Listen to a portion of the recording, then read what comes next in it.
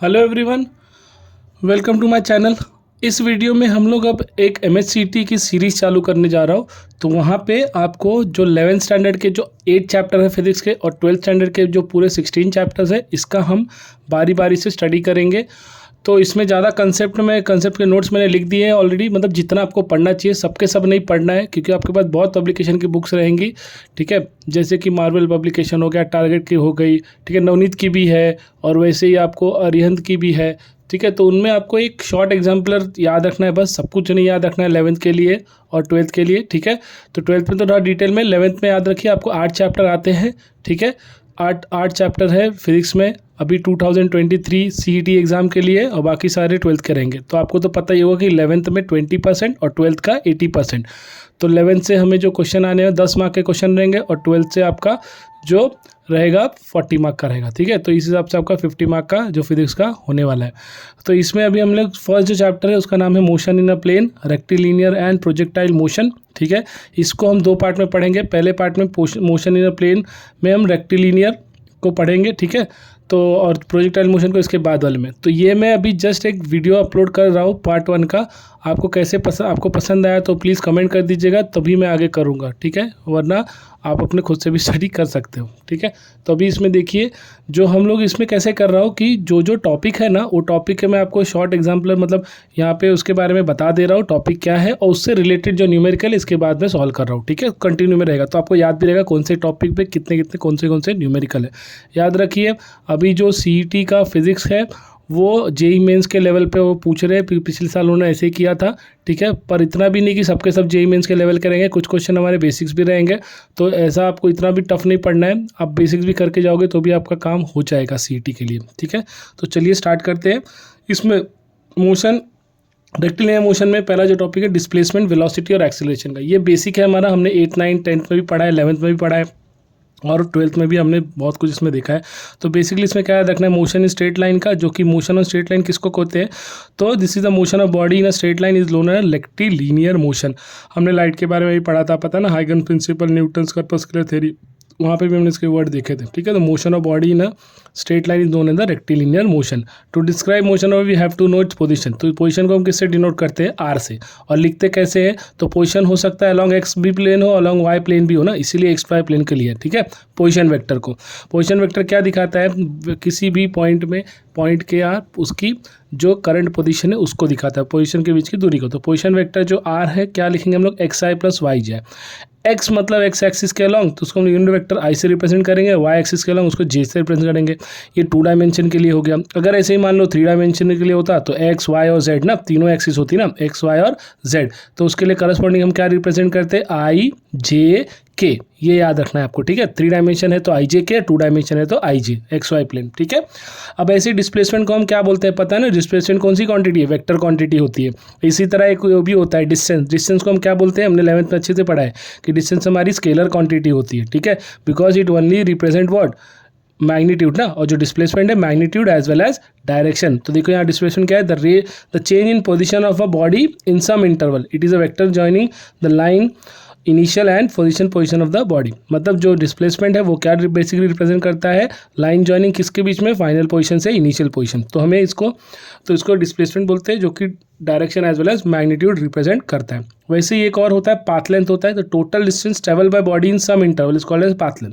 For example मान लो आप किसी पॉइंट ए पे हो, पॉइंट ए से आप पॉइंट बी पे गए। ठीक है, आपने जर्नी कवर की 20 मीटर की, फिर आप पॉइंट बी से पॉइंट ए पे वापस आ गए, तो टोटल पाथ लेंथ कितना कवर कर लिया, ए से बी जाने का और बी से ए आने का। तो टोटल 40 + 40 क्या हो गई, 20 + 20 क्या हो गई, 40 मीटर। तो ये जो 40 मीटर आपने कवर किया ना, ये आपका पाथ लेंथ हो गया। क्योंकि यहाँ पे हमने क्या पूछा, कितना डिस्टेंस कवर किया, तो डिस्प्लेसमेंट नहीं बोला, कितना डिस्टेंस कवर किया। तो डिस्टेंस कवर कितना हो जाएगा फाइनल टोटल, तो total A to B and plus B to A, तो दैट 20 + 20 40 मीटर हो जाएगा। ठीक है, तो उसको हम पाथ लेंथ बोलते हैं। याद रखिए जो पाथ लेंथ होता है वो आपका स्केलर क्वांटिटी होता है। ठीक है, डायरेक्शन नहीं शो करता। वैसे ही for a moving particle distance travel path length is always positive, it can not be zero और negative, but the displacement can be positive, negative और जीरो। ये बहुत इंपॉर्टेंट लाइन है, आपको सीईटी में एमसीक्यूज में भी आ सकता है कि जो पाथ लेंथ होता है वो हमेशा कभी भी नेगेटिव नहीं हो सकता, वो हमेशा क्या रहेगा, आपका पॉजिटिव ही रहेगा। लेकिन याद रखिए जो डिस्प्लेसमेंट है वो पॉजिटिव भी हो सकता है, नेगेटिव भी हो सकता है और जीरो भी हो सकता है। बहुत बहुत इंपॉर्टेंट पॉइंट है, याद रखिए। अभी तक हमने दो इंपॉर्टेंट पॉइंट पढ़ लिए। जो पोजीशन वेक्टर है ये आपका एक्स वाई प्लेन और एक्स वाई जेड प्लेन, और ये आपका इंपॉर्टेंट पॉइंट, ठीक है। तो ये दोनों चीज़ आप अच्छे से याद रखिए। अब आगे बढ़ते हैं हम स्पीड के बारे में। स्पीड जैसा आपको पता ही है, हमने 8th-9th में ही पढ़ा है कि स्पीड आपकी स्केलर क्वांटिटी होती है। तो स्पीड क्या है, speed of the body define as rate of change of position of the body. तो स्पीड में भी यूनिफॉर्म और नॉन यूनिफॉर्म, स्पीड में भी यूनिफॉर्म और नॉन। इसी तरह आपको पता है ना, स्पीड अगर स्केलर क्वांटिटी जो कि पाथ लेंथ या डिस्टेंस से जानी जाती है, तो ऐसे एक और होता है जिसका नाम है वेलोसिटी। वेलोसिटी क्या होती है, आपकी वेक्टर क्वांटिटी होती है, ठीक है, because it represent unit as well as magnitude as well as direction, ठीक है। दोनों की यूनिट क्या रहेगी, सेम ही रहेगी। क्या यूनिट है, मीटर पर सेकेंड, याद रखिए।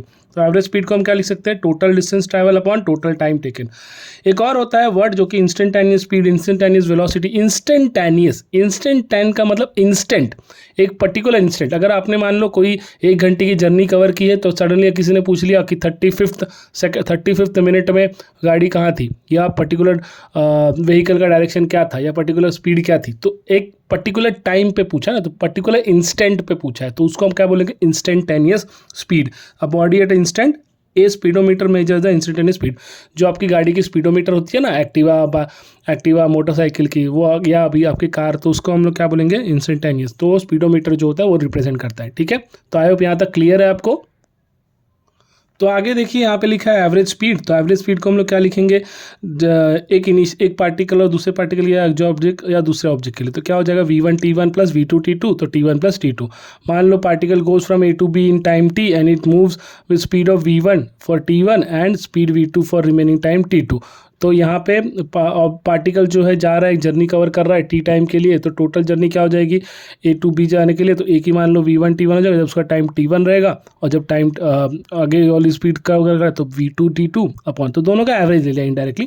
जैसे कि मान लो मैंने अभी ले लिया कि एक कार आगे गई डिस्टेंस ए से बी तक, पर्टिकुलर ए से निकली थी 8 मीटर पर सेकेंड में, फिर डिस्टेंस बी पहुंचेगा, उसकी स्पीड हो गई 5 मीटर पर सेकेंड, ट्रैफिक वगैरह आगे आ रहेगा, तो 5 मीटर पर, तो एवरेज स्पीड पूछा है, तो इसको क्या कर 8 + 5 एंड डिवाइड बाय जो भी टाइम टेकन रहेगा, ठीक है। आगे पूछा गया है कि वेलोसिटी क्या है, तो वेलोसिटी क्या है, वेलोसिटी वेक्टर क्वांटिटी है, the rate of change of position of a body along a straight line. ये आपने देखा भी है, पढ़ा भी है। तो वेक्टर क्वांटिटी याद रखो, वेलोसिटी की यूनिट याद रखो, मीटर पर सेकंड। कंफ्यूज नहीं होना है, स्पीड आपकी स्केलर क्वांटिटी है, वो क्या रिप्रेजेंट करता है, ओनली मैग्नीट्यूड, ठीक है। और जो वेलोसिटी है वो magnitude as well as direction represent करता है। वैसे ही यूनिफॉर्म का मतलब थ्रू आउट सेम। तो if a body covers equal distance in equal interval of time, however small the interval may be, and if it always move along the same direction, then the body is said to be moving with the uniform velocity।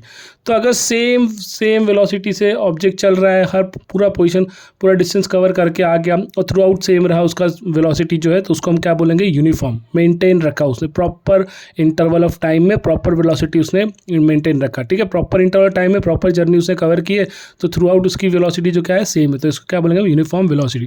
जैसे कि आपने पंखा चालू कर दिया, पंखे को आपने 5 पे रख के रेगुलेटर को आपने 1 घंटा उसको ऐसे ही रख दिया, 1 घंटे बाद आपने पंखे को ऑफ किया, तो लेकिन थ्रू आउट द 1 घंटे में पंखे का जर्नी क्या था, थ्रू आउट सेम था ना, तो इसलिए हम उसको बोलेंगे यूनिफॉर्म वेलोसिटी। वैसे ही है वेरिएबल वेलोसिटी। वेरिएबल वर्ड का अर्थ ही क्या होता है कि चेंज होना, वेरी करना, ठीक है, टाइम पे वेरी करना। इसलिए body moves travel unequal distance, ठीक है, इन इक्वल इंटरवल ऑफ टाइम।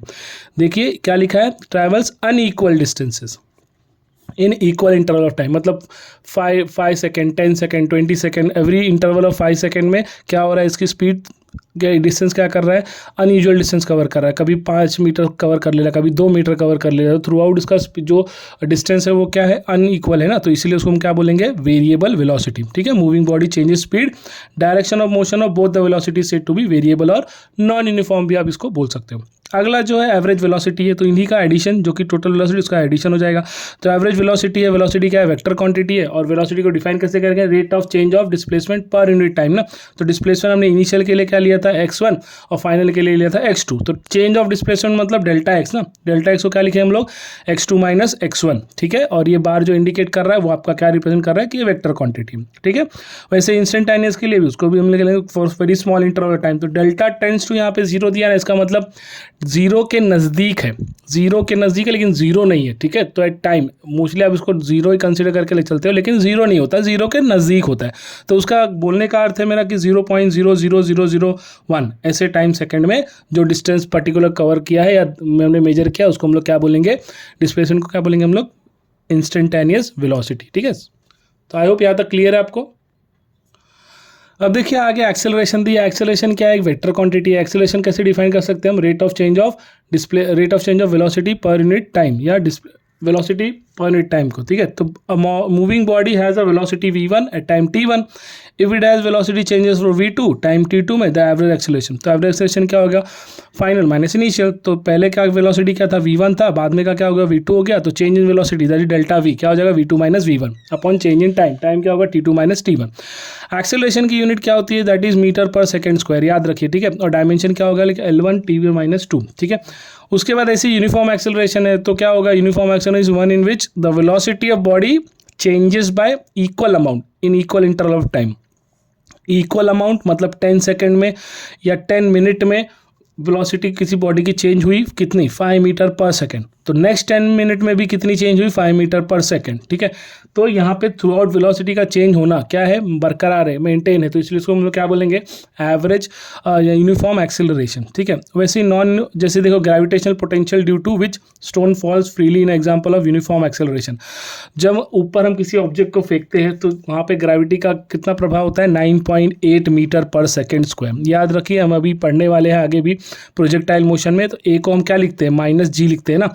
तो जब कभी भी वो स्टोन या कोई ऑब्जेक्ट नीचे गिरता है तो कितनी वहाँ पे एक्सेलरेशन रहती है उसकी, या ग्रेविटेशनल पोटेंशियल कितना होता है, 9.8 होता है ना मीटर पर सेकंड स्क्वायर। तो थ्रू आउट क्या रहता है, सेम ही रहता है, ठीक है। तो उसको हम लोग बोल सकते हैं एग्जांपल फॉर यूनिफॉर्म एक्सेलरेशन। वैसे ही नॉन यूनिफॉर्म क्या होगा, वेरिएबल मतलब चेंज होते रहता है, ठीक है। वहाँ पे वेलोसिटी थ्रू आउट मेंटेन नहीं रहती, ठीक है। तो when only the magnitude of velocity changes the acceleration is parallel और एंटी पैरेलल।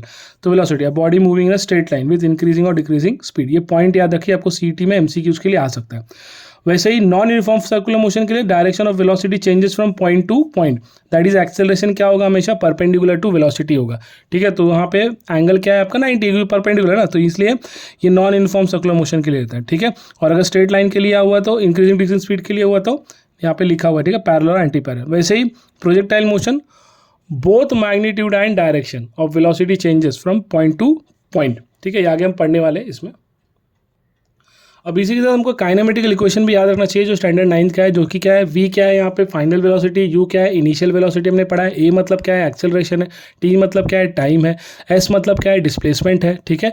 तो इसे हम पहले लिखते कैसे, v equals to u plus a t. दूसरा क्या है, s equals to u t plus half a t square. तीसरा क्या है, v square equals to u square plus 2as, ठीक है।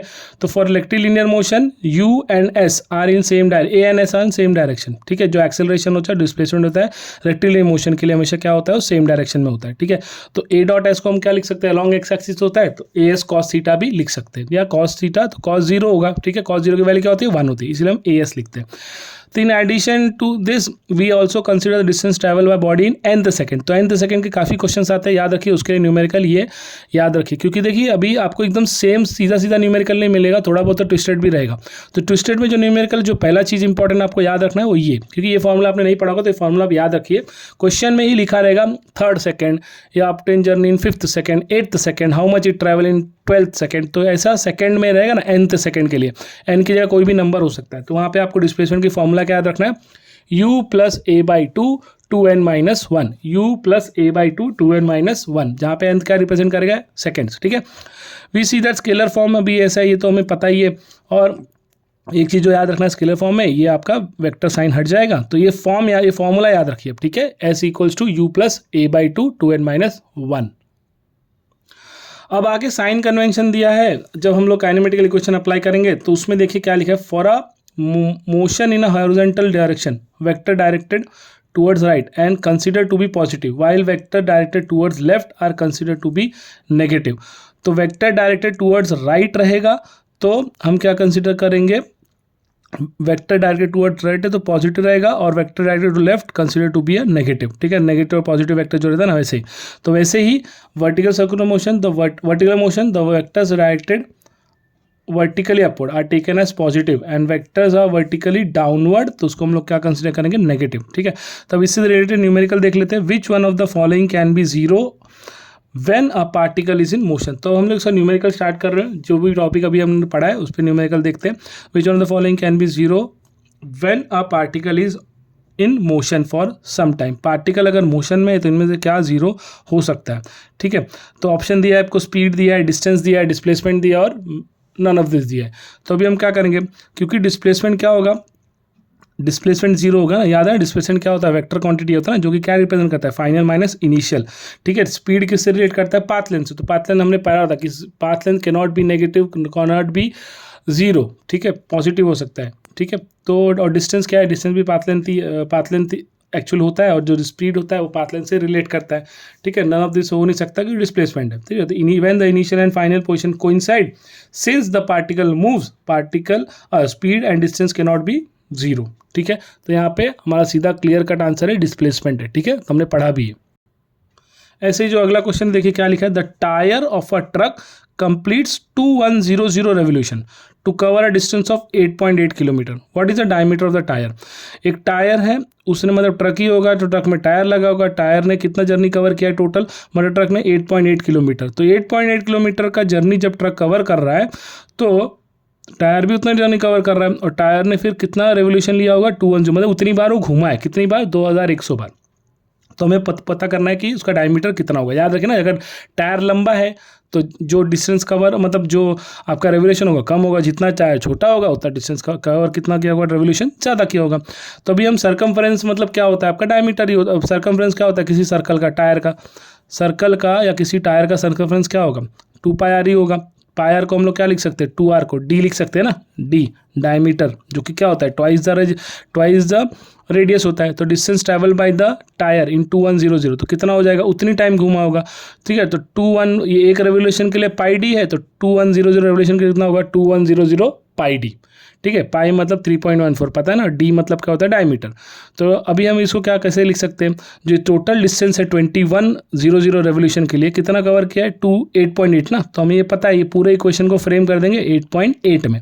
अभी आप इसको कैसे लिख सकते हो, जो किलोमीटर है उसको मीटर में कर दिया हमने, ठीक है। तो इसको भी सॉल्व करने अगर जाएंगे हम लोग तो आप ऐसे भी लिख सकते हैं ना, 7 3 है ना। तो और ये 22 इंटू 3 कितना हो जाएगा, 600 है ना, 6600। तो डी क्या हो जाएगा, 8800 अपॉन 6600। तो 2 0 गया, 11 8 जा 88 और 11 6 जा 66, है ना। और भी कट हो सकता है ये, ठीक है। तो कितना हो जाएगा, 2 3 जा 6 और 2 4 जा, तो चलिए 4/3। तो आपका आंसर है 4/3, ठीक है। आई होप आपको समझ में आया होगा। वैसे ही जो अगला क्वेश्चन है, a particle moves in a straight line with a constant acceleration. याद रखिए एक्सेलरेशन कैसा है, यहाँ पे कांस्टेंट है। It changes its velocity from 10 metre second to 20 metre second while covering a distance of 135 in it t second, what is the value of t. तो हमें time period निकालना है, पार्टिकल मूव्स कैसा है, स्ट्रेट लाइन है, acceleration constant है, changes in velocity from 10 metre second to 20 metre while covering a distance of 135 metre, ठीक है। अब यहाँ पे हम क्या करेंगे, हमें टाइम निकालना है। ये देखिए AIPMT में पूछा गया है 2008 में, मतलब प्री मेडिकल एग्जाम में, जैसा आप इसको आप नीट भी बोलते हो आज के फॉर्म में, वो नीट एग्जाम में पूछा गया था। तो इसलिए मेरे को पता चला ना कि JEE और नीट के क्वेश्चंस भी आ सकते हैं, उसके लेवल के क्वेश्चंस भी आ सकते हैं, ठीक है। पूरा नहीं आएंगे लेकिन आएंगे ज़रूर, ठीक है। तो अभी हम सम पे ध्यान देते हैं, कितना डिस्टेंस है टोटल, 135 मीटर, ठीक है। वेलोसिटी कितनी चेंज हो रही है, 10 मीटर सेकंड से लेकर 20 मीटर सेकंड से, ठीक है। तो सबसे पहले हम क्या करेंगे, हम लोग यहाँ पे हम लोग को इनिशियल और फाइनल वेलोसिटी दोनों दी है ना, तो हम लोग फॉर्मूला लगाएंगे v² = u² + 2s। कैसे पता चला, 10 मीटर पर सेकंड से चालू हो रहा है, मतलब ये हमारा इनिशियल हो जाएगा। 20 मीटर पर सेकंड पे जा रहा है, मतलब ये हमारा क्या हो जाएगा, v मतलब फाइनल, ठीक है। एक्सेलरेशन हम फॉर्मूला लिख सकते हैं, और ऐसा हमें पता ही डिस्टेंस कितना डिस्टेंस है, 135। तो ये फॉर्मूला क्या लगेगा, जहाँ पे u हो v हो, तो ऐसा फॉर्मूला क्या है, v square equals to u square plus 2s। V equals to u plus 80 है, आई नो आप वो भी बोलोगे, लेकिन हम लोग क्या कहना करें, वी स्क्वायर यू स्क्वायर। ठीक है, तो वी स्क्वायर की वैल्यू पता है 20 मीटर पर सेकंड, तो उसका वैल्यू सब्स्टिट्यूट किया। यू हमने 10 की वैल्यू सब्स्टिट्यूट की। 2 इंटू ए हमें पता करना है, डिस्टेंस टोटल दिया है 135। अभी आप क्या कर सकते हो उसको, 20 का स्क्वायर कितना हो जाएगा, 400 हो जाएगा, और 10 का स्क्वायर कितना हो जाएगा, 100। तो ये 100 वहाँ जाएगा तो कितना हो जाएगा, 400 माइनस 100, जो कि यहाँ पे लिख दिया है। 2 इंटू 135 कितना हो जाएगा, 270 हो जाएगा। नीचे हमने डिवाइड कर दिया तो बच्चा ए। अभी आप क्या कर सकते हो, 400 माइनस 100 कितना होगा, 300 होगा, 270 हो जाएगा। हम अगर 0 0 कट कर दे और 3 9 जा 27, 3 10 जा 1, 3 10 जा 30, तो 10/9 आ गया। हमें एक्सेलरेशन मिल गया। ठीक है, एक्सेलरेशन मिल गया, इनिशियल वेलोसिटी पता है, फाइनल वेलोसिटी पता है, तो कौन सा फॉर्मूला जहाँ पे टाइम मिल जाएगा, तो यही वाला है ना काइनेमेटिकल का, v equals to u plus 80। अब यहाँ पे ये क्यों नहीं लगा, क्योंकि यहाँ पे टाइम नहीं है ना, इसलिए इसी क्वेश्चन को फिर से नहीं लिखा, तो हमने टाइम लिया। और एस इक्वल नहीं लिखा है क्योंकि हमें डिस्टेंस पता ही है, तो उससे कोई लेना देना नहीं है, तो इसलिए काइनेमेटिकल इक्वेशन कौन सा वाला लगाया, v equals to u plus 80। v की वैल्यू 20 पता है, u की वैल्यू 10 पता है, a की वैल्यू अभी निकाली हमने 10/9, और t हमें पता करना है। तो ये 10 जो यहाँ प्लस में उस तरफ जाएगा लेफ्ट हैंड साइड में, तो क्या हो जाएगा, 20 माइनस 10 10 हो गया, और यहाँ पे 10/9, तो 10 10 कट जाएगा, तो t की वैल्यू क्या आ गई, 9 सेकंड। t की वैल्यू क्या आ गई, 9 सेकंड। तो आई होप आपको ये समझ में आ गया होगा, है ना। अब देखिए इसका अगला क्वेश्चन है, ये भी AIPM टीम पूछ दी है मेडिकल में। The distance travel by particle starting from rest and moving with an acceleration 4/3 metre per second square in 3 second. Distance travel by a particle starting from rest and moving with acceleration 4/3। तो हमें distance पता करना है, तो देखिए कितने second में है, 3rd सेकंड। याद है ना, मैंने आपको थ्योरी में भी पढ़ाते टाइम क्या बोला था, nth सेकंड वाला फॉर्मूला याद रखना है। तो देखिए आ गया 3rd सेकंड। तो distance travel in n second is given by, हमें फॉर्मूला देखा है हमने, SN equals to u plus a/2 2n minus 1। तो यहाँ पे क्योंकि starting from rest and moving with, तो स्टार्टिंग इनिशियल क्या है, रेस्ट है ना, रेस्ट में मतलब इनिशियल वेलोसिटी क्या रहेगी, 0 रहेगी ना, तो इसलिए u इक्वल टू 0 रख दिया। तो ये फॉर्मूले में u हट गया, तो बचा क्या, a/2 2n माइनस 1। तो फॉर्मूला ऐसे बचा। तो अभी हम इसमें कर क्या सकते हैं, हमें जो एक्सेलरेशन की वैल्यू है ये दिया है ना 4/3, तो हमने a की जगह क्या लिख दिया 4/3, और 2 एज इट इज रखा, और 2 इंटू n 3 सेकेंड है ना, तो 3rd सेकेंड है मतलब 2 इंटू 3, तो 2 इंटू 3 क्या हो जाएगा 6, यहाँ पे 6 लिखा, -1। 6 माइनस 1 क्या होगा 5, 2 3 जा कितना हो जाएगा 6, तो 4/6 आ गया ना। इसको और कट करेंगे तो 2 3 जा 6 और 2 2 जा 4, तो 2 5 जा कितना हो जाएगा 10 अपॉन 3, तो 10/3। ठीक है, तो मैंने जैसे बताया था n सेकेंड वाला याद रखो, ये देखो मेडिकल में आया है, आपको भी आ सकता है। ठीक है, याद रखिए स्टूडेंट, जो क्वेश्चन मैंने सेलेक्ट किए हैं वो ऐसे सेलेक्ट किए कि थोड़े जेईई मेंस में भी आए हो, प्रीएमटी में भी आए हो, और थोड़े आपको भी आ सकते हैं। तो टॉपिक को लेकर मैंने उस हिसाब से क्वेश्चन सेलेक्ट किए। ठीक है, और भी एक सीरीज आ सकती है जो कि PYQ होगी, लेकिन ये आपको बेसिक्स है और ये आपको याद रखना है कि ऐसे टाइप के क्वेश्चंस आपको आने वाले हैं। ठीक है, इसलिए मैंने ऐसे ऐसे क्वेश्चंस आपको सेलेक्ट किए। आई होप अब इसको पसंद आएगा। अब अगला क्वेश्चन देखो, particle moves along a straight line OX at a time t in second. The distance x जो कि मीटर में रहेगा of a particle from O is given as x equals to 40 + 12t minus t cube. How long would be the particle travel from coming to the rest. तो ये भी question देखो यहाँ पे में आ चुका है। ठीक है, तो यहाँ पे हमें क्या पता करना है, हाउ लॉन्ग वुड बी, मतलब डिस्टेंस ही कवर करना है इनडायरेक्टली। तो यहाँ पे द डिस्टेंस पार्टिकल कितना दिया डिस्टेंस का 40 + 12t माइनस टी क्यूब। इसको अगर हम वेलोसिटी निकाल लें विथ रिस्पेक्ट टू t, तो हमको पता है ना डेरिवेटिव क्या होता है, कांस्टेंट है, 40 क्या है कांस्टेंट है ना, कोई x नहीं है ना, तो 40 का डेरिवेटिव क्या हो जाएगा 0। 12t का डेरिवेटिव कितना होगा 12 होगा, और टी क्यूब है तो टी क्यूब का डेरिवेटिव क्या होगा 3t²। पता है ना, जिसको डेरिवेटिव नहीं आता रहेगा, ये देखिए xn का फॉर्मूला है, तो xn का डेरिवेटिव क्या होगा nx n-1, जो nth क्या होता है पावर डिनोट करता है। तो यहाँ पे n क्या है t का 3 ना, तो 3x 3-1, तो 3x मतलब 3t, 3-1 मतलब 2, इसलिए 3t²। किसका डेरिवेटिव t क्यूब का। अभी आपका डेरिवेटिव आ गया, तो व्हेन द वेलोसिटी 0, वेलोसिटी जब 0 है तो 0 मतलब ये पूरा टर्म 0 है ना, 12 - t² का 3t² का 0, तो 12 - 3t² अगर 0 है तो 3t² क्या हो जाएगा 12, तो ये 3 4 जा कट जाएगा, तो t² कितना आ गया 4, और t² का स्क्वायर रूट लेंगे तो 2 सेकंड आ जाएगा, है ना, +-2 तो 2 सेकंड। तो इन 2 second the particle will travel a distance, यहाँ जहाँ पे आपका t है वहाँ पे क्या सब्स्टिट्यूट कर दो 2, तो देखिए 40 एज इट इज, 12t मतलब 12 × 2, और t क्यूब मतलब 2 का क्यूब, तो 2 का क्यूब कितना आएगा 8, 12 2 सा कितना हो जाएगा 24, 24 - 8, ठीक है, 24 - 8 16 हो जाएगा, और +40 है तो इसलिए 40 + 16 कितना 56। ठीक है, तो आई होप आपको समझ में आया होगा। ठीक है, अगला क्वेश्चन देखिए, 2 racer cars A and B start from the same place at the same point, ठीक है, instead with initial velocity of 8 metre per second and 5 metre per second respectively. The car A moves, तो याद रखिए यहाँ पे जो car है same place से चालू हो रहा है सेम इंस्टेंट पे, जबकि उनकी वेलोसिटी क्या डिफरेंट है, 8 metre and 5 metre per second. The car A moves with a uniform acceleration of 1 meter per second and car move with the uniform acceleration of 1.1 meter per second. Both A and B reaching the winning post at the same time. What is the length of the track? तो जो car A था उसका displacement का equation क्या लिख सकते हैं, S equals you t plus half E T square ना। तो यहाँ पे हमने डिस्टेंस कवर को एक्स मान लिया, आप एस भी लिख सकते हो, कोई प्रॉब्लम नहीं है, कंफ्यूज नहीं होने के लिए। तो ए को लिख दिया, ए जो कार थी S equals you t plus half E T square, उसकी इनिशियल स्पीड को A1 दे दिया और एक्सेलरेशन को इनिशियल स्पीड को U1 दे दिया और एक्सेलरेशन को A1 दे दिया। वैसे ही कार बी के लिए इनिशियल स्पीड को U2 दे दिया और एक्सेलरेशन के लिए A2 दे दिया। तो दोनों ही क्या करने वाले, दोनों ही सेम जर्नी कवर करने वाले, मतलब डिस्टेंस तो दोनों का सेम ही रहेगा कि विनिंग पोस्ट मतलब दोनों के लिए सेम ही होगा ना। तो इसलिए यहाँ पे दोनों को इक्वल कर दिया, इक्वल। याद है ना, दो कार चल रही है और सेम विनिंग पोस्ट है, सेम जगह पे ही जाना है, तो खाली उनकी क्या चेंज होने वाली है, हो सकता है स्पीड सेम भी रहे या तो स्पीड अलग भी हो सकती है, लेकिन डिस्टेंस तो क्या रहने वाला है, कवर करना सेम ही रहेगा ना। तो यहाँ पे अभी हम क्या लिख रहे हैं, तो ये जो टी है U1T है और UTT है, तो हमने क्या कर दिया, टी कॉमन ले लिया और ये UTT को हमने लेफ्ट हैंड साइड में ला दिया, तो U1 माइनस U2 कॉमन क्या रख दिया टी। अब यहाँ पे हाफ A2 टी स्क्वायर है, तो ये जो A1 वाला है टी स्क्वायर, ये लेफ्ट हैंड साइड में, इसको मैंने राइट हैंड साइड में ला दिया, तो A1 यहाँ प्लस था, इस तरफ ला देंगे तो माइनस हो जाएगा, इसलिए A2 माइनस A1। अब अगर आप देखोगे ये टी स्क्वायर और ये टी आप कट कर सकते हो, तो यहाँ पे क्या बचेगा टी, ठीक है। और A2 की वैल्यू आपको दी है, देखो 1.1 सेकेंड, और A1 की वैल्यू कितने दी है 1, तो 1.1 माइनस 1 कितना हो जाएगा, 0.1 हो जाएगा ना, 0.1 हो जाएगा। और U1 की वैल्यू कितनी थी, एक कार की 8 और जो सेकंड कार इसकी 5, तो 8 माइनस 5 कितना हो गया 3, ठीक है। और ये 2 है, क्योंकि यहाँ पे 0.1 था ना, तो 0.1 को हम क्या लिख सकते हैं, अगर 10 से ऊपर नीचे मल्टीप्लाई कर दे तो 10 मल्टीप्लाई बाय 0.1 कितना हो जाएगा, 1 हो जाएगा ना, और डिवाइड बाय 10, तो 1 डिवाइड बाय 10, क्योंकि ये 2 यहाँ पे था तो 2 इंटू 10 हो जाएगा, कितना हो जाएगा 20, तो टी कितना होगा T/20। समझ में आया, देखो 1.1 माइनस 1.0 कितना हो जाएगा 0.1। अब इसको मैंने क्या कर दिया, ऊपर नीचे 10 से मल्टीप्लाई कर दिया ताकि ये डेसिमल हट जाए, तो ये 0.1 मल्टीप्लाई बाय 10 कितना हो गया 1 क्योंकि ऊपर नीचे 10 से मल्टीप्लाई कैसे, यहाँ पे भी 10 है, लेकिन इसके नीचे 1/2 भी था तो इसलिए 1/2 भी कर दिया, तो ये कितना हो गया चीज़ 20, और 8 माइनस 5 कितना हो गया 3, तो टी की वैल्यू क्या करें 60 सेकंड, टी की वैल्यू कितनी आ गई 60 सेकंड।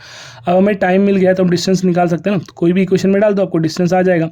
तो 8 इंटू 60, ये U1 कितना था आपका कार ए के लिए 8 था, और टी अभी कितना निकाला हमने 60, हाफ इंटू एक्सेलरेशन कितना है 1 कार 1 के लिए, और टी स्क्वायर मतलब 60 का स्क्वायर, तो कितना हो गया 3600, 2 से कट कर दो 360, तो कितना आएगा 1800, 8 6 48 इसलिए 480, और दोनों को ऐड कर दो तो 2280, तो लेंथ ऑफ ट्रैक कितना था 2280, ठीक है। आई होप आपको ये समझ में आ गया होगा।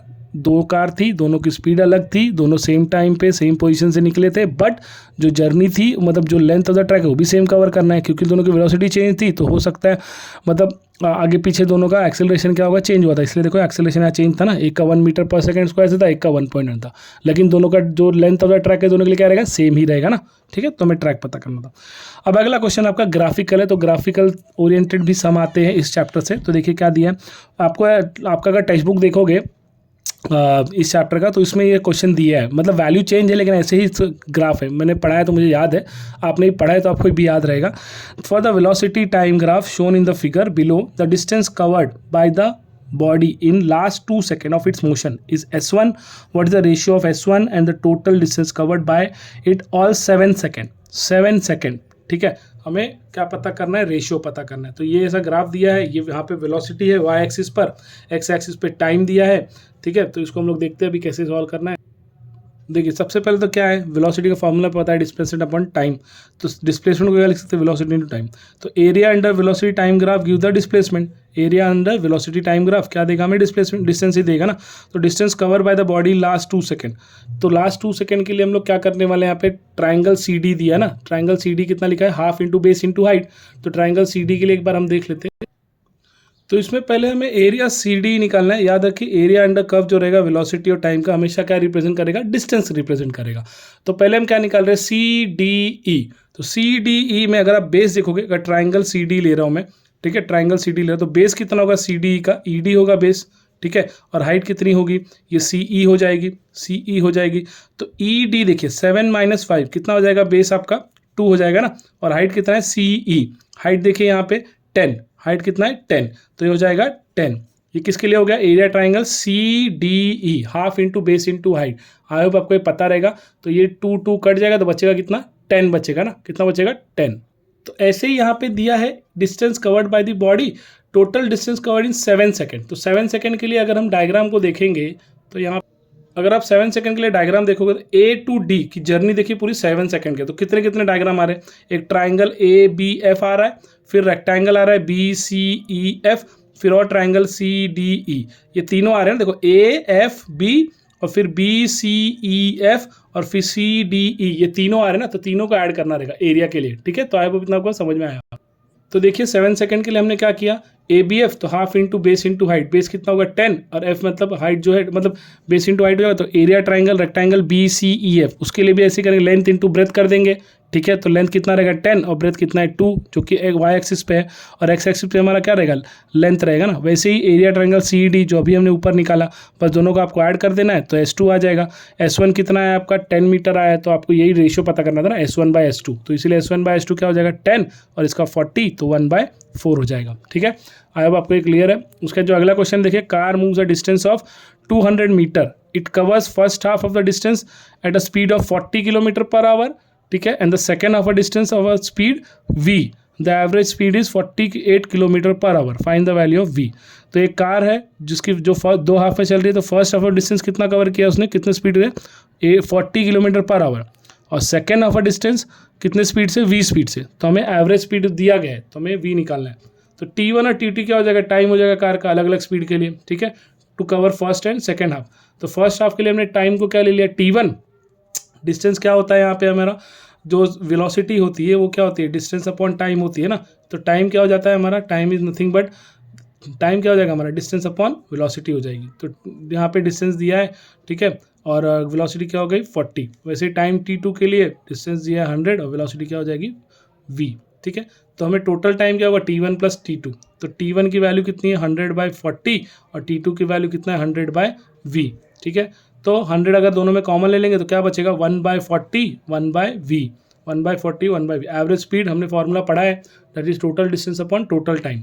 तो एवरेज स्पीड हमें दिया है देखो 48, तो हमने यहाँ लिख दिया 48। टोटल डिस्टेंस कितना है 200 मीटर का है ना, तो 200 लिख दिया अपॉन टोटल टाइम। तो टोटल टाइम T1 और T2 का ये आ गया ना 100, 1 + 40 1 + V। तो अगर मैं 0 0 कट कर दूँ तो ऊपर क्या बचेगा 2, नीचे कुछ नहीं तो 1, तो 1/40 + 1/V। इसी को बस आपको इक्वेट करना है, क्या करना है, ये 140 + 1/V है ना, इसको ऊपर लेके चले जाओ तो मल्टीप्लाई हो जाएगा, ठीक है। इसको यहाँ पर भी इक्वेट कर सकते हो 2 को 1 से, और ये 24 हो जाएगा, है ना, ऐसे भी कर सकते हो। तो देखिए यहाँ पे हो गया 1/40 + 1/V 2/48, तो 2/48 को कट कर सकते हैं तो 1/24 भी बच जाएगा, ठीक है। तो 1/V किसके अलॉन्ग हो जाएगा 1/24 यहाँ पे लिखा है, और 1/40 जो है यहाँ पे प्लस में ना इस तरफ जाएगा राइट हैंड साइड, तो क्या हो जाएगा माइनस। इसको क्रॉस मल्टीप्लाई कर दो, आपको 2/20 दैट इज 1/V आ जाएगा। तो V कितना हो जाएगा 2/120 था ना, तो 120/2 दैट इज 60 हो जाएगा, ठीक है। याद देखिए मैंने यहाँ सॉल्व कर दिया है। 40 अगर क्रॉस मल्टीप्लाई करोगे 40 का 1 में तो 40, 24 का 1 में तो 24, बाद में 24 × 40, तो 40 - 24 कितना होता है 16, और इसको अगर आप 8 के टेबल से 8 3 24 8 2 16, तो क्या हो जाएगा 2/120, वही चीज़ यहाँ लिखी है। तो V क्या हो जाएगा 120/2, ठीक है। अब अगला जो टॉपिक है, मतलब हाफ चैप्टर जैसे मैंने बोला इसको 2 पार्ट में डिवाइड करने वाला, तो उसी हाफ का जो थोड़ा सा पार्ट बचा है उसको बोलते हैं वर्टिकल मोशन अंडर ग्रेविटी। याद रखिए वर्टिकल सर्कुलर मोशन भी हम पढ़ने वाले हैं रोटेशनल डायनामिक्स में, यहाँ पे लेकिन वर्टिकल मोशन अंडर ग्रेविटी। तो इसके लिए जो फॉर्मूला काफ़ी इंपॉर्टेंट, यहाँ पे क्या क्वेश्चन जा सकते हैं, जैसे कि अब if a body is drop from some height, मतलब कोई बॉडी, कोई ऑब्जेक्ट, कोई पार्टिकल, कोई बॉल जो ड्रॉप किया होगा, ठीक है, उसके लिए तो इनिशियल स्पीड क्या रहेगी उसकी 0, और वो कहाँ पे जो उसकी फाइनल स्पीड है V GT रहेगी। हाइट क्या रहेगा फॉर्मूला का हाफ GT²। याद रखिए G मतलब क्या, एक्सेलरेशन ड्यू टू ग्रेविटी भी आपकी हो सकती है, ठीक है। और V² का फॉर्मूला क्या रहेगा 2gh, मतलब V का वैल्यू क्या हो जाएगा 2gh। ये सब फॉर्मूला आपको याद रखना, √2gh। T मतलब टाइम है तो V/G है, तो V को हम लोग क्या लिख सकते हैं GT या 2gh ऐसे भी लिख सकते हैं, ठीक है। H को क्या लिखेंगे हाइट को V²/2g, और nth सेकंड के लिए तो HN क्या होगा G/2 2n-1। तो ये फॉर्मूलेज है जो आपको याद रखने। If a body is projected vertically upwards with velocity u, vertically, तो ए का वैल्यू क्या लिखेंगे -g, मतलब एक्सेलरेशन का सब्स्टिट्यूट करेंगे -g, जो कि आप प्रोजेक्टाइल मोशन में आगे देखने वाले हो। v जो u प्लस at होता है, तो a की जगह क्या लिखेंगे -g, इसलिए फॉर्मूला बदल गया, ठीक है। s equals to ut plus half at square होता है, वहाँ पर भी s h को क्या लिख देंगे s, ठीक है, मतलब जो s था ना आपका हाइट, उसको क्या लिख दिया हमने h, ut ऐसे रहेगा हाफ at स्क्वायर, तो यहाँ पे देखो क्या लिख दिया हाफ g, मतलब g को क्या कर दिया ए इन टर्म्स ऑफ, ए को क्या कर दिया इन टर्म्स ऑफ जी में सब्स्टिट्यूट कर दिया, ठीक है, वही फॉर्मूला है। वैसे v square equals to u square plus 2s था, ठीक है। तो ये कंपैरिजन करना है। हैवी बॉडी है and a light body release from a same height reach the ground simultaneously have the same height, जो कि √2gh। कोई भी बॉडी अगर ऊपर सेम हाइट से रिलीज की गई है, चाहे हैवी हो चाहे बोलते हैं ना लेस हैवी हो, तो उसका फॉर्मूला क्या होगा वेलोसिटी का √2gh। हाइट एच रिप्रेजेंट करेगा हाइट, जी तो आपका एक्सेलरेशन ड्यू टू ग्रेविटी है ही है, तो आपको वी पता चल जाएगा, ठीक है, याद रखिए। ऐसे ही देखिए अगर रिलेटिव वेलोसिटी क्वेश्चंस भी आ सकते हैं, ठीक है। क्या दिया है, 2 bodies A and B are moving with same velocity v and v B, ठीक है, सेम वेलोसिटी मतलब कोई velocity with respect to the ground, then अगर वी ए बी है, ये वेक्टर क्वांटिटी याद है ना, वी ए बी है मतलब ए विथ रिस्पेक्ट टू वी, तो ए विथ रिस्पेक्ट टू वी मतलब ए माइनस बी। अगर उल्टा होता बी विथ रिस्पेक्ट टू ए होता तो क्या लिखते हैं बी माइनस ए। तो रिलेटिव वेलोसिटी के लिए ऐसे ऐसे न्यूमेरिकल आपको आएंगे। अगर body A and B are moving with velocity VAB inclined at an angle theta, then magnitude and the magnitude of the relative velocity of A with respect to B।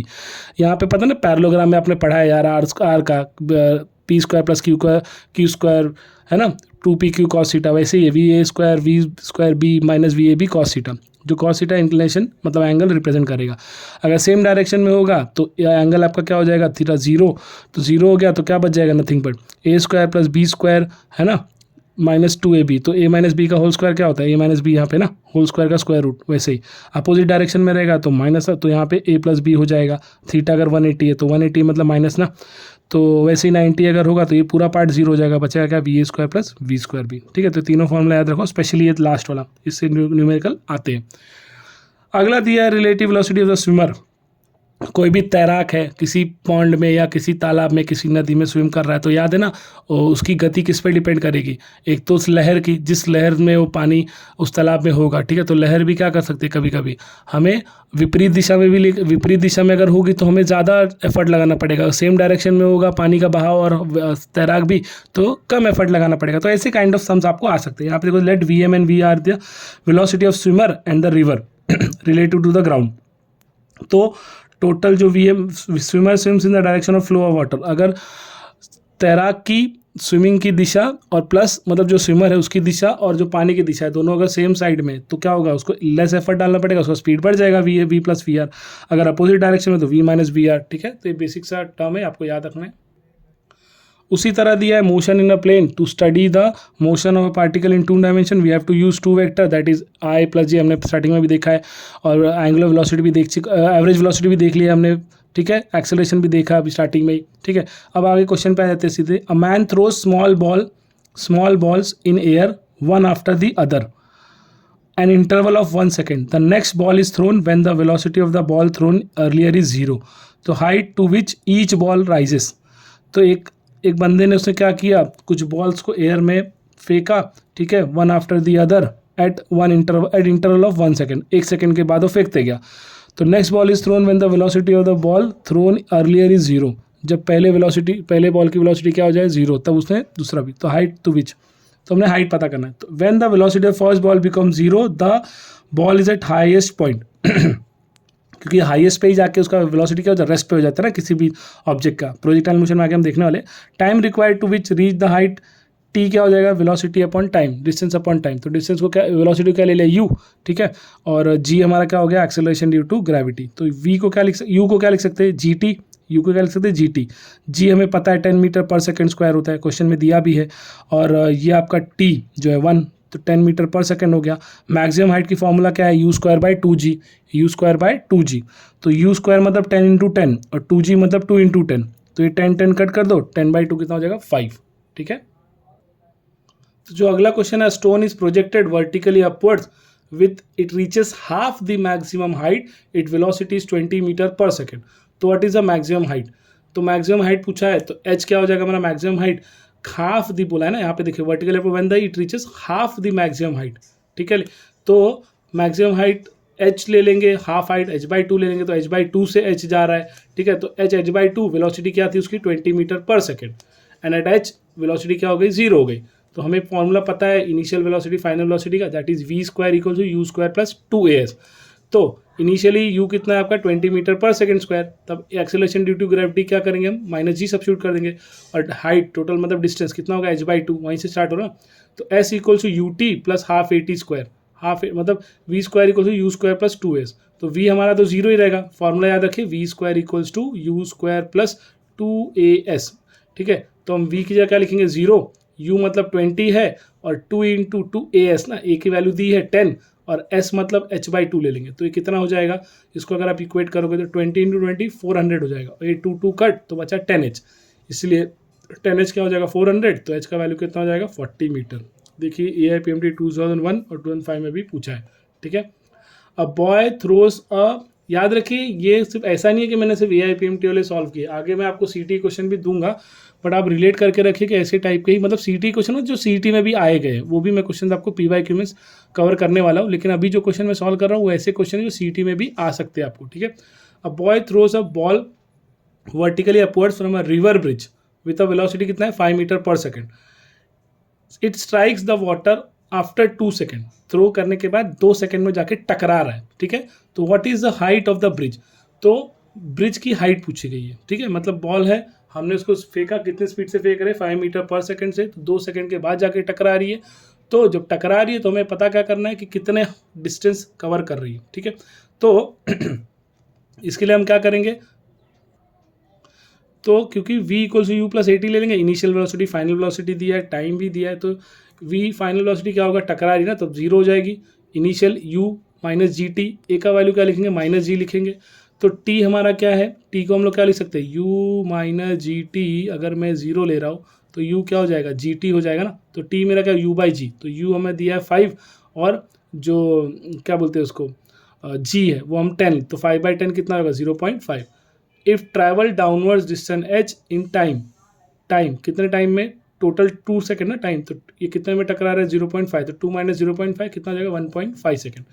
तो s equals to ut half u t square वाला मतलब h half g t square, तो s as half as it is रखेंगे, g की value 10 रखेंगे और t जो कि 1.5 उसको हम क्या लिखेंगे 3/2 भी लिख सकते हैं ना, 3/2 इंटू 3/2, तो ये आपका आ जाएगा 11.5।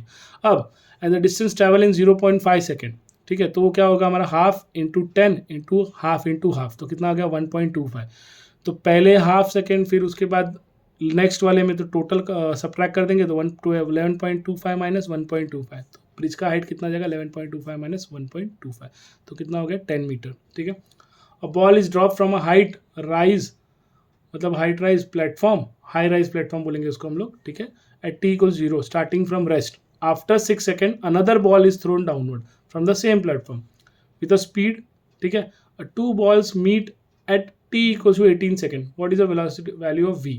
तो 2 बॉल फेंका जा रहा है, ठीक है, एक के बाद एक, तो starting from rest after 6 second another ball, पहले एक बॉल फेंका गया उसके 6 सेकेंड में दूसरा बॉल फेंका गया, दोनों मीट कब कर रहे 18 सेकेंड पे, तो देखते हैं हम वैल्यू ऑफ v कितनी होगी। तो 2 balls meet other 18 second, first ball time 18 second है, फॉर्मूला क्या डिस्टेंस का, equal to half g t square, तो हमने t की जगह क्या लिख दिया 18, सेकेंड बॉल के लिए आफ्टर 6 सेकेंड है ना, 18 माइनस 6 कितना हो जाएगा 12 सेकेंड, और तब इनिशियल वेलोसिटी u क्या हो जाएगी final velocity that is v, तो s2 क्या लिखेंगे vt square plus half g t square. तो v एज इट इज हमने रखा, t2 की वैल्यू कितनी होगी 12 रखा, half g t square, t की वैल्यू कितनी लिख दी यहाँ पे 12 ही है, तो दोनों बॉल क्या कर रहे हैं सेम डिस्टेंस कवर कर रहे हैं ना s1 s2, दोनों की वेलोसिटी क्या हमने इक्वेट कर दी, डिस्टेंस को क्या कर दिया इक्वेशन को इक्वेट कर दिया। तो पहला वाला जो हाफ जी टी स्क्वायर है तो g इंटू 18 स्क्वायर ये वाला, सेकेंड वाला क्या है 12v प्लस हाफ जी इंटू 12 का स्क्वायर, तो अगर हम दोनों को इक्वेट करें तो इन टर्म्स ऑफ v हमको वैल्यू मिलेगी, ठीक है। तो जैसे कि आप देख सकते हो दोनों को हमने इक्वेट कर दिया इन टर्म्स ऑफ 12b, तो v हो जाएगा, क्योंकि यहाँ पे 18 स्क्वायर मतलब 324 होता है, 12 का स्क्वायर 144 होता है, 324 माइनस 144 कर देंगे तो 180 आ जाएगा। ये 2 से आप कट करना चाहो तो 10 को कट कर दो, 5 इंटू 180 हो जाएगा, ठीक है, और ये 12 नीचे डिवाइड में आ जाएगा, तो इसको आप इजीली कट कर सकते हो, आप इसको लिख सकते हो 12 1 12, और यहाँ पे भी आप 12 1 12 लिख सकते हो, और 6 आ जाएगा, 12 5 60, तो 15 5 75 हो जाएगा, ठीक है, यही हमको पता करना था। आगे ऐसे 2 कार्स दिया, P and Q are moving. अब ये जो है ये आपका रिलेटिव वेलोसिटी पे क्वेश्चन है। With velocities 6i + 8j and 5i - 2j respectively with respect to the ground. ठीक है, 2 कार चल रहे हैं। What is the magnitude of the relative velocity of the car p with respect to car q। तो relative velocity with p with respect to q है, तो उसको हम लोग क्या लिखेंगे, हमने फॉर्मूला में पढ़ा था ना, p - q। तो वेक्टर p कितना वैल्यू दिया, 6i - 8j, वेक्टर q का 5i - 2j। सबट्रैक्ट कर रहे हैं तो -5 हो जाएगा और ये माइनस माइनस +2j हो जाएगा। तो i को i के साथ ऐड करो, सबट्रैक्ट करो, j को j के साथ, तो 6i - 5i, और वैसे 8j +2j, तो 6i - 5i कितना हो जाएगा i, और 8 + 2j कितना हो जाएगा 10j हो जाएगा। तो magnitude of the relative velocity क्या हो जाएगा विद रिस्पेक्ट टू q, पूछा है ना, तो q की वैल्यू क्या लिखेंगे हम लोग, यहाँ पे i का जो मैग्नीट्यूड है 1 हो जाएगा, और 10j है तो 10 आ जाएगा कोएफिशिएंट, तो 1 का स्क्वायर 1 ही रहेगा, 10 का स्क्वायर 100, तो 100 + 1 101, तो आपका आंसर है 101। ठीक है, एक सम और देख लेते हैं हम लोग। यहाँ पे दिया है, a passenger starts walking on a escalator at a speed of 6 km/h relative to the escalator. Escalator is moving at a speed of 3 km। मतलब ट्रेन में कभी भी ट्रैवल करते हो ना, जब ट्रेन से प्लेटफॉर्म से उतरते हो तो जिस सीढ़ी पे आप चढ़ते हो, जो सीढ़ी रोटेटिंग होती रहती है, वही एस्केलेटर होता है। ठीक है, तो हमारी स्पीड अलग होती है और जो एस्केलेटर की स्पीड होती है अलग होती है। सेम भी हो सकती है, लेकिन इनिशियली में यही करते हैं ना, हम जाके पहले एस्केलेटर पे चढ़ते हैं, तो एस्केलेटर भी चल रहा होता है और उसके ऊपर हम भी चढ़ने लगते हैं। ठीक है, तो दोनों की मूविंग स्पीड अलग भी हो सकती है, सेम भी हो सकती है। द एस्केलेटर इज मूविंग कितना, speed of 3 km/h related to the ground. The total length of the accelerator is 220 meter. What is the time taken by passenger to reach other end of the escalator? तो अभी हम क्या करेंगे, तो resultant velocity of accelerator passenger with respect to ground, तो वो क्या होगा, that is accelerator plus ground, तो VPE लिख देंगे और EG लिख देंगे। तो यहाँ पे जो पैसेंजर है, पैसेंजर टू एक्सीलरेटर और accelerator with respect to ground, ऐसा लिखते हैं ना टोटल। तो passenger with respect to accelerator कितना है, यहाँ पे देखो accelerator with speed of 6 km/h, और वैसे एक्सीलरेटर की स्पीड कितनी है विथ रिस्पेक्ट टू ग्राउंड 3, तो 6 + 3 कितना हो जाएगा 9। अब ये km/h में हमारे देखिए सब आंसर सेकंड में है। अगर आप ऑप्शन में देखोगे तो इसको हमने क्या कर दिया, सेकंड में कन्वर्ट कर दिया। तो उसके लिए हमने क्या कर दिया, मल्टीप्लाई कर दिया किससे, 5/18 से। याद रखिए km/h को कभी भी मीटर/सेकंड में करना है, किससे मल्टीप्लाई करना है, 5/18 से। तो ये कितना आ गया, अगर आप 9 × 2 = 18 कर दोगे 5/2 आ जाएगा। तो time taken by passenger to reach other end, जो कि क्या होगा, डिस्टेंस अपॉन वेलोसिटी। तो डिस्टेंस कितनी दी है, 120 है ना, और वेलोसिटी कितना निकाला अभी हमने, 5/2। तो ये 2 ऊपर जाएगा तो 240 हो जाएगा, और 240 / 5 कितना, 48 सेकंड। तो आई होप आपको ये समझ में आ गया होगा। आप इसको अच्छे से देखिए, उसके न्यूमेरिकल जो मैंने सॉल्व किए वापस एक बार सॉल्व कीजिए। हर टॉपिक पे मैंने न्यूमेरिकल कवर करने की कोशिश की है, याद रखिए। ऐसे ही न्यूमेरिकल आपको CT में आने वाले हैं। नया अगर आपने देखा होगा, उसमें पढ़ा होगा गवर्नमेंट की तरफ से जो वेबसाइट पे है कि आपके न्यूमेरिकल JEE के न्यूमेरिकल के रिलेटेड और CET के न्यूमेरिकल के रिलेटेड हो सकते हैं। इसलिए मैंने वैसे सारे टॉपिक कवर करने की कोशिश की है। थ्योरी में भी जितना नोट्स बनाए उतना इनफ है आपके लिए। तो अगर आपको पसंद आया होगा तो प्लीज़ कमेंट करके बता दीजिएगा, तभी मैं आपके नेक्स्ट वीडियो लाने वाला हूँ। ठीक है, तो ये आपका जो मोशन प्लेन का था फर्स्ट चैप्टर जो आने वाला है CT में, उसको मैंने हाफ पार्ट में कवर कर दिया है। जो हाफ पार्ट है वो प्रोजेक्टाइल मोशन से रिलेटेड है, वो मैं बाद में कवर करने वाला हूँ। मुझे आपका फीडबैक जानना है, इसलिए मैं वीडियो अपलोड कर रहा हूँ। थैंक यू, पढ़ते रहिए।